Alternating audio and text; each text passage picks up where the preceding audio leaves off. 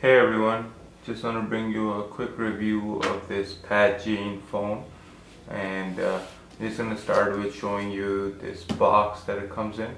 And the model is L3. It's a 5.5-inch Android phone. It's Android 6, and it hasn't received the Android 7 update yet, but I'm not sure if it will in the future. So I'm just going to quickly show you what it comes with. I haven't really used accessories just because I like to keep my phone as is, as clean as possible. But it comes with the screen protector, tempered glass, which is a nice thing to include. Usually they cost $30 at Best Buy. Comes with your standard sort of knockoff iPad or iPhone power adapter and a micro USB cable. Comes with headphones. Again, I have so many of these that I just use my old ones, and then it comes with a silicone case, very thin, soft and rubber. But the phone is pretty well built, so I didn't feel the need to use any of it. I've used it for about 2.5 weeks. Just started using it just before Christmas. And couple of things off the bat I'll let you know is that this is a budget phone, so don't compare it to the top-end iPhone or Samsung S7 or Pixel, whatnot. It's decidedly a budget phone, and for a budget phone it does perform really well. There are a few things that I don't like, and I'll mention those first. The fingerprint reader, unfortunately, it doesn't really work that well. I'm touching it right now, and my fingers are programmed, and it just has a hard time reading it.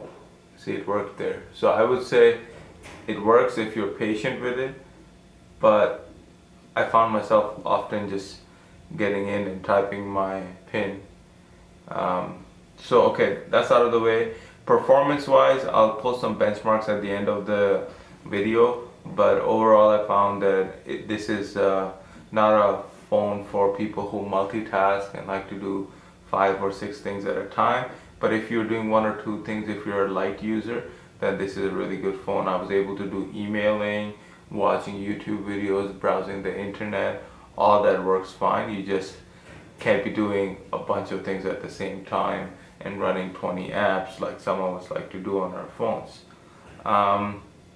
Okay. So other than that, it comes with this sort of skin that they have installed on top. It's pretty minimal in terms of bloatware, but it does have its own music app and sort of like a gallery widget and things like that. But you can obviously always just install your own, and I was using it mostly with the Google Hangout launcher. Not Google Hangout, sorry, Google Now launcher, but I wanted to show you what their launcher looks like. Once you go here, it's pretty similar, just the Android 6 menu, and same with this. Now it does have 2 SIM card slots, but it will not work with Wind or Freedom Mobile now. It will work with all the bigger ones in Canada like Rogers, Bell, Telus and things like that. The camera is just okay. You know, for Skyping the front camera is okay. The back camera, it's okay to capture the moment, but I wouldn't give it any awards at all. And indoors it's pretty bad, to be honest.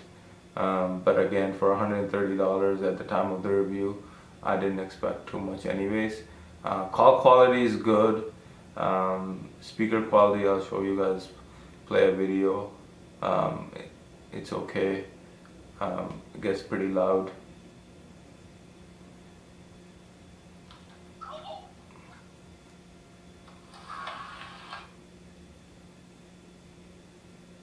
The Blue Jays all the time. I grew up a big Blue Jays fan. Ron is by far the biggest Blue Jays fan here.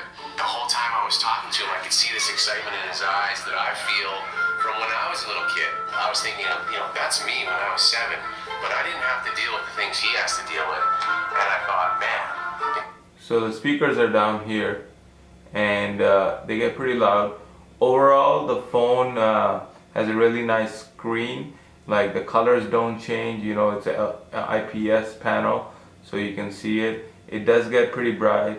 Unfortunately, it doesn't have an auto brightness sensor, so you have to manually adjust it. Let me get into the design of the phone. So this is an interesting take. I haven't seen this on a phone before, but this entire thing, the edges and the back is sort of like a rubbery plastic, and then right here is a sharp metal edge all around, and then the entire thing is just glass. So what you get is it's interesting because the side is actually part of the cover. So there's a little notch here, and you just pull it off. It takes a bit of force, and then you can get in the back, and you have your two SD slots, two SIM slots, 1 and 2, and then you have a micro SD card reader right here, and this is the battery. But as you can see, this back cover actually has an edge, so this is where that sort of feel of rubber and plastic comes. Everything is fairly rigid, like this is rigid, it does twist, but it feels like a premium phone. It almost reminds me of my HTC M7 except for the rubber bit, but in terms of heft and edge and sort of finish quality, it's great. The battery, it gave me, like on an average used day, it gave me about 3.5 to 4 hours of screen on time. It easily lasted me to the end of the day, which is great. One thing I guess I should mention is that sometimes it's hard to reach the volume buttons with my hands being a little bit smaller. So the volume button is on the top right here, and then the power button's on the bottom, which is another thing which is a little bit weird. But anyhow, I guess you use the power button more, so it's okay. It's not too bad. Yeah, so it's a pretty good phone if you're looking for a budget phone. There's not that much out in the market.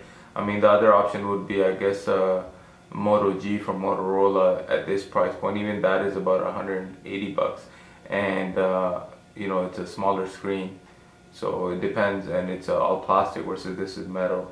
So I kind of like this package, and I would recommend it if you're in the market. Thanks for watching, and I hope this video was helpful. If it was, give me a thumbs up.